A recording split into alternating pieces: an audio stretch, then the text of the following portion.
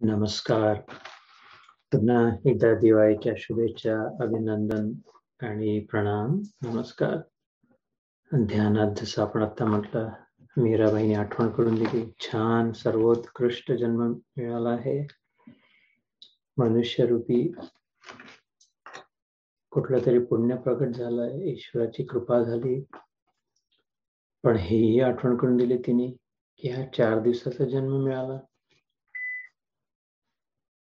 आता उरलेला सदुपयोग करा. काय माहिती 4 पैकी 3 दिवस झाले असतील, 1 उरला असेल. पण विशेष वेळही नाही लागत. एकदा मन लागलं ईश्वरात, श्रीकृष्णात, भक्ती मार्ग साधला, प्रेम झाला, तर मग खूप बस तेवढंच कार्य करायचं आहे. 12 वर्ष तप साधना नाही करायची आहे. गीतेच्या उपदेशाप्रमाणे, कृष्णाच्या उपदेशाप्रमाणे खूप कांचन काया नाही व्हायचा आहे, पंचकर्म नाही करायचा आहे, शरीर शुद्धी नाही करायचं आहे. खूप तितिक्षा, यम, दाम, शम, आसन, प्राणायाम, प्रत्याहार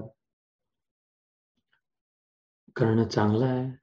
मदत होते, करायला हवं, करू शकतो. जे करतात त्यांना त्यांचं भलंच झालं. पण सर्वोत्कृष्ट अत्यंत अनिवार्य शर्यत नाही सांगितलंय कृष्णाने. त्याच्याशिवाय पुढे नाही जाऊ शकत. ते तिकीट नाही म्हटलंय. ईश्वरापर्यंत पोहोचण्याचं तिकीट आता जो सुरू आहे 12वा अध्याय भक्तियोग, ते आहे.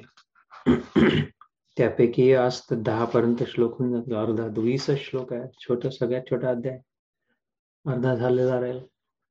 तर इथे लक्ष द्यायला हवं. भक्तियोगात सदा दिवाळीचा अनुभव जर करायचा असेल, धनवान सतत असल्याचा. If these videos are helpful, please share them with others. Like and subscribe to help spread the message of Krishna. Jai Shri Krishna.